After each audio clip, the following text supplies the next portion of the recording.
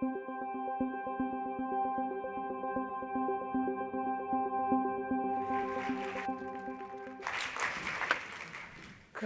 Hi, everybody. I'm waiting for the timer to reset. This is the most important thing.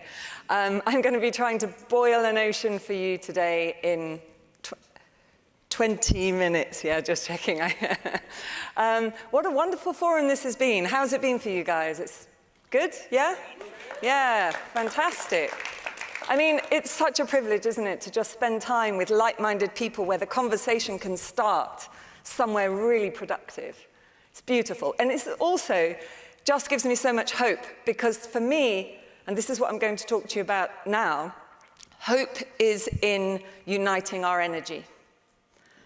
I don't know if you agree with me. Come and tell me afterwards if you don't, or raise your hand. But we have enough energy in the system. If we just for a moment imagine across the world how many conversations a bit like this are happening. A lot. Different names, different ways of talking about it, but a lot of conversations. And so the issue is not the energy in the system, it's uniting that energy. And that's important because without that, the status quo is going to win. But it's also important on an individual level that we create that solid base of a norm that people then can move boldly and courageously as individuals to embody a new future. Often people say to me, oh, that's all very academic and theoretical. And at that point I say, well, hang on a minute. Anything that hasn't happened already, or anything that has and we're trying to understand it, is theory. And if we don't have really bloody very good theory, I'm not sure if that counts as a swear, because if we don't have really good theory, then where are we going? And so this is a story about how do we unite our energy, not just us in this room, but globally, in order to be really clear what good looks like. Because one of the reasons we're in the mess we're in, and let's just remember for a moment the urgency of the mess that we're in.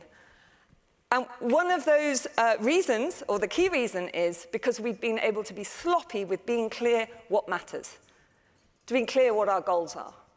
And of course, fluffiness is wonderful. There is inclusivity and peace in fluffiness, because we can all think that we're all agreeing when we're actually all saying something completely different. It's only when you pin it down, you say, well, actually, I'm not sure I quite agree with that. I always saw it like this. And that's where you get clarity. But no one wants to go there. And we did this so badly. We so badly didn't want to have those kinds of discussions that we took the most important conversation about what truly matters to us, truly matters, the depth of philosophical and spiritual conversations for millennia about well-being, what is it, what is a good life, and how to achieve it, and decided that the market could answer this. You say, now let's face it, we've saved a lot of wars by having the market, yeah? Oh, it's the market's fault. Really sorry, Indonesia, that your economy has crashed. It's just the market, you know. Can't do anything about that. So, but now we've run out of time. And the first question is, if we're not clear about what we're trying to achieve, we're not going to get there. The status quo will win. So we're going to have to give up some sacred cows. We're going to have to just say, yeah, well, it's not the word I like using, but I'm just going to go with it. So this is what we're going to talk about. And what drives me, you can, yeah, thank you for the overview of the CV, but just to say what drives me is frustration at beautiful human energy, the desire and intent to do good, going in the wrong direction in terms of what that person's trying to make happen. And it all going around. And so really, this is what this is about. And I'm going to start by, so maybe the best way of putting it is, I'm going to present to you what you've told me. So over the last 20 years, I've just been observing and asking questions, really mostly about why humans make such stupid decisions, and coming up with a set of answers. I hadn't quite realized just how stupid it was until 2002, when I was in South Africa at the time of the World Summit on Sustainable Development. But that's really what we're talking about. So this first, so I'm going to say, this is what I think we're all saying. If not this, what? And if it is this, let's just get on with it. And then refine it over time together. So this I'm going to start with is an overview that Lorenzo and I, and you know Lorenzo, I'm sure, well by now, put together when we brought our thinking together. This is the unsustainable economy, and it happens very deliberately at 3 different levels. And it's based on a false assumption that financial income is a really brilliant proxy for well-being outcomes. And so we measure GDP at an economy level, thinking it's well-being, profit at a meso level, thinking that that's well-being, and financially driven work and lives, thinking that that's the best route to well-being. I'll go into a little bit more detail about that afterwards. In summary, what we are birthing, and if we could say this clearly, if we agree with this, it would be really helpful, is a well-being economy basically made real, operationalized by purpose-driven organizations, and I'm going to go into that, and powered, because ultimately the energy will come from us, by meaningful work and lives. And if we do not achieve this, then we're not facing staying where we are, because this is the system that's killing us. We're facing a non-market alternative. And even those that say down with capitalism, they don't mean down with the freedom, democratizing, and efficiency effects of the market. They mean down with the form of capitalism and how we've designed the market economy in a way that's killing us. So having the shared language to be able to say, no, we do want the market, but the market's got to work for us, really, really matters. And to say that we do not want AI or a group of people making the decisions for us. So I'm going to be focusing on this middle meso level here of purpose-driven organizations, and more specifically, the governance of those organizations, because that is where the rubber hits the road. You cannot have a well-being economy until you operationalize it. You cannot have meaningful work and lives without organizations that make that happen. So if we're going to concentrate our energy somewhere, in my view, to make this whole thing happen, it needs to be at that level. To do that, and as a good academic, but also as a good standards builder, terminology is key, because if we're talking at cross purposes, as I said, what can we do? So let's pin down some key facts. Now, it's been wonderful the last day and a half, because I've heard this said, for example, a lot of what I'm going to say, said in slightly different ways. And this is what an economy is about. Richard Laird said it very clearly. Allocating resources available to society in a way that maximizes social well-being. What is well-being? Again, we've debated that at length and shown, obviously, it's a deep question that will never be answered, because it's the ultimate subjective question that we have to answer. But here from, and this is embedded in a British standard in social value, brought from different disciplines, you'll recognize a few things in there. Positive state of being where current and future needs are met such that there is the capacity and opportunity to flourish. And then now let's look at the definition of sustainability again. Sustainable development, as popularized in the Brundtland report. Development that meets the needs, well-being, as we've just established in the definition above, needs a core base of achieving well-being, that of the present without compromising the ability of future generations to meet their needs. Now, it took me 20 years for the penny to drop that these are all the same thing. And they have three key components, and they're not the pillars, because we like to forget that pillars support something, right? But what's the thing? Because that's the thing that matters. And then we just say sustainability, and we all think something different. And sometimes, and I've heard it in many conversations, even very recently, we mean the dictionary definition of to endure, but what's enduring? You know, that's the bit that matters. So it's well-being. We could call it sausage, doesn't matter, but it's an umbrella term for eudaimonia, right? A good life. It's not just for some people, it's for everybody. You can never have a shared ethic unless that's the case. And it's not just now, it's in the future. Long-term well-being for all. By just operationalizing these concepts, we can see that the goal of an economy is sustainability. Who knew? And that we wouldn't even need the word sustainability if the economy was doing what it was supposed to be doing. It also means we have a way, once we have an operational term like that, we can judge strategy. We can say, well, that's more likely to achieve long-term well-being for all than this one, isn't it? You know? Because ultimately, those conversations will never, they'll be informed by data, but they will be human subjective decisions, even if they go to the highest court in the country, in the land. Okay, and then the next bit, though, that really matters at that meso level is, okay, so why is it that we are producing the opposite? Now, we know that it's how the economy is organized, and again, I'm going to say a bit more about that, but I'm seriously running out of time, so I'm just going to move on and say what matters is the effects we have in the world, whether they're sustainable or unsustainable, comes down to decisions. If we all make the odd decision, that's fine. If we come together in an organization, we come together to make collective decisions. The routinization of those decisions is the thing that will be driving the outcomes. And in a world where we have companies that are way bigger than we ever suspected 70 years ago, no one thought they would be this big. The routinized decisions at the heart of large organizations are where it's at. But I would go further to say routinized decisions in any place. Culture is the result of routinized decisions. So when we say culture, it's strategy for breakfast, that matters. And then now let's remember that governance is the function that deliberately routinizes decision-making in an organization. So one of the key messages I'd like to leave you with is if the conversations around what's good do not result in conversations about how to change governance, it's a nice idea, but it's not going to actually change anything. So it can't be something over on the side. It's got to be the core governance of an organization. And until 3 years ago, there wasn't an answer to what that was. Because governance is a new discipline relative to management, even though it goes back to Plato. There was no common understanding of what it was, and what was common was in stock exchange codes, and it was there to protect the financial income of investors. So it was anchored in the problem. And so we had a 5-year process to create the world's first multi-stakeholder view, very rich in detail, that says this is the definition of governance, this is the definition of a governing body, governing groups, these are member stakeholders, this is what shareholders are or they're not, and 11 principles with purpose at the center that is triple locked to a sustainable future. This is our friend, this is one of our, as someone said before, weapons that we can use.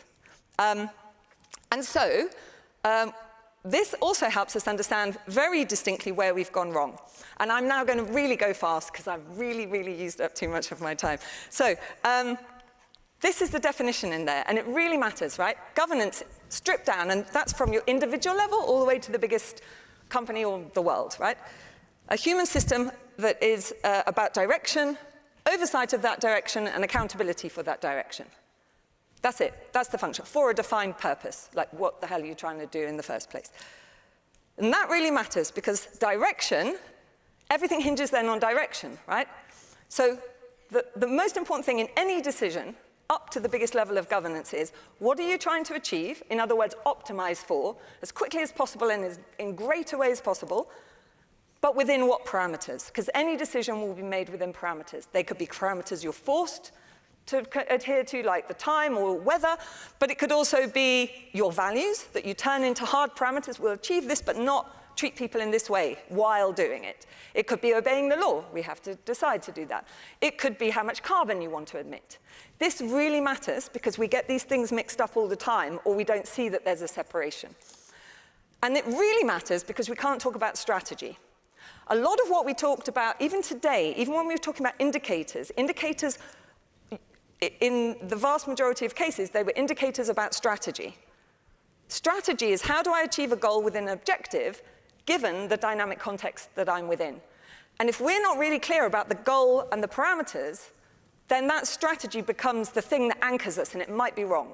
So to free strategy, and we need that more than anything now because things are moving fast, by the time we finish the conversation about strategy, the data has changed. So we need to be very agile, which is another reason why we absolutely need brilliant governance. So now I'm really going to whiz through a diagram that is an adapted Herman-Daly triangle that Donella Meadows used. I won't go into that. But it distills, once we take it from the macro level and connect it to the meso level of decision-making, you can see why the macro level's gone wrong, and at all levels. So Daly's key insight is that we're stuck in the middle of the triangle. He expressed it in different ways, but this is what is happening.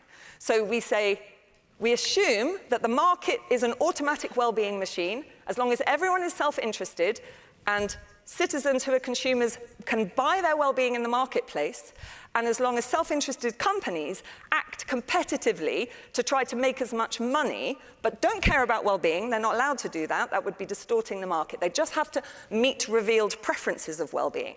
And if all this happens, as well as a few other ridiculous assumptions, then well-being will pop out of the end. And we're so convinced of this that no one governs for it.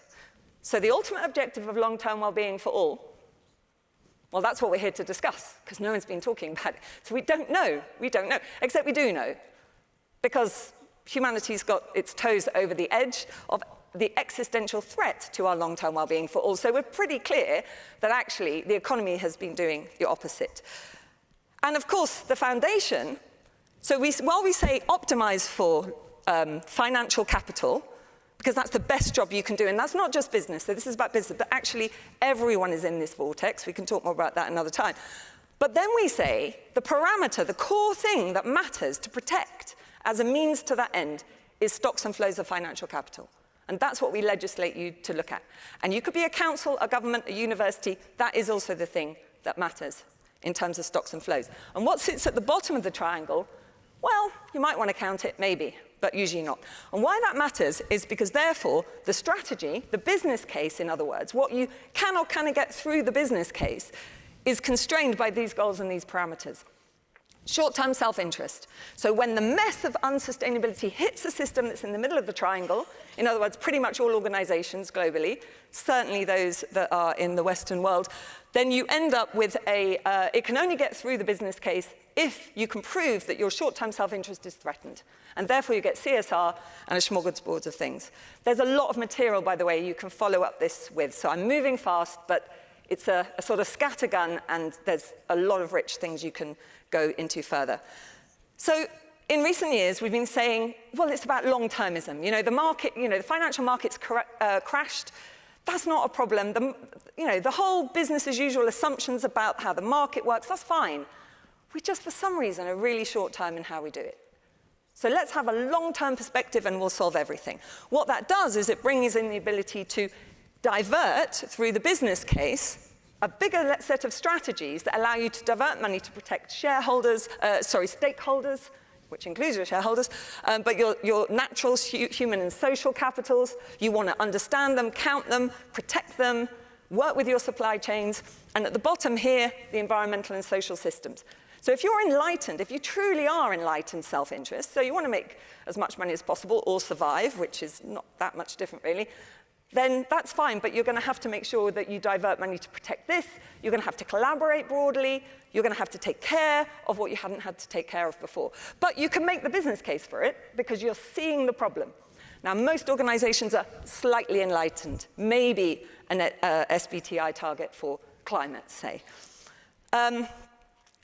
But this is still off limits. And that brings us, so this is ESG, by the way, just to say, what ESG is bringing those parameters into decision-making, into governance decision-making. So you might some of you may be tip-top on ESG, some may have just heard of it, but I can summarize to say, if we could say what the ESG endgame is, it's society saying to organizations, you cannot exist unless, at a minimum, you can prove to us that you're not asset-stripping society in the process. Because at the moment, of course, we're not counting it, so we asset-strip it, we call it profits, and we celebrate it as success. It's obviously complete nonsense. But that's what ESG is trying to do. And while some are pushing back, all we're doing is holding off the ability to actually solve these problems and making it harder and harder. And we don't have time to say, change your business models to be within climate change thresholds, and then we'll go through all the other SDGs or all the other planetary boundaries. It's not possible. So this is really the wake-up to call. It was great to see, for example, some brilliant stuff from cities. But improving or getting better at, we're going to have to just go onto a whole different scale of urgency here. And that's just even if you're enlightened self-interest. And I'll go through these, but just to say, ESG is saying you have to prove you're doing no significant harm. And that's in the room now for large EU companies. And that brings us to purpose, which is the logic fully aligned with a sustainable future, because, and you can probably guess this by now, because the objective changes. You bypass this weird set of assumptions about how the market works, and instead say we anchor our reason to exist against long-term well-being for all, in other words, sustainability.